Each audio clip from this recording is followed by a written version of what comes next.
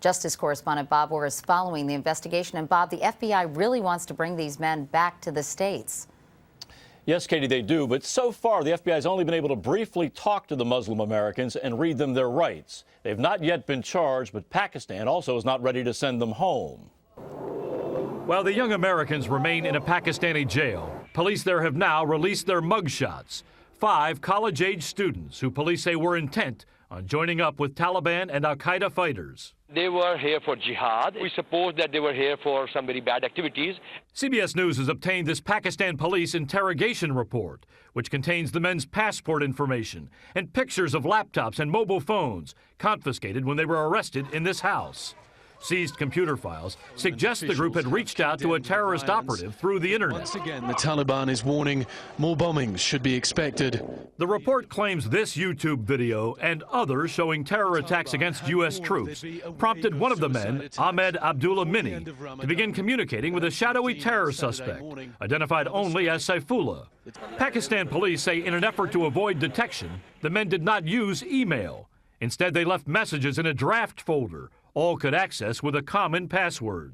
We're going to have a quick award ceremony. U.S. officials say the group, led by Howard University dental student Rami Zamzam, left Washington's Dulles Airport in 2 groups, 3 flying out on November 28th, the other 2 a day later. Sources say the 5 flew through England and met up in Karachi, Pakistan, December 1st. All are U.S. citizens who traveled with legal passports and visas indicating they were sightseeing and going to the wedding of a friend. But Pakistani police say once there, the men immediately raised suspicions when they tried to hook up with 2 separate terrorist groups. They were not successful, turned away as Westerners who did not speak the local language. What makes this different, regardless of whether or not these guys were amateurs or not, is the fact that they are a group of radicalized individuals who plan to go over to Pakistan together to engage in what may have been training or attacks. Families and friends who alerted the FBI when the 5 went missing insist the men are not terrorists.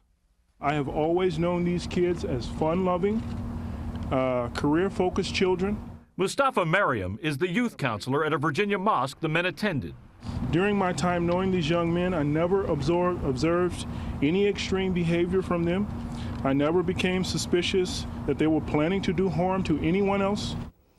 Now, if Pakistan does not press charges, the men likely will be returned to the U.S. Then the FBI will have to decide if they committed some kind of crime. Katie? Bob Orr in Washington. Bob, thank you.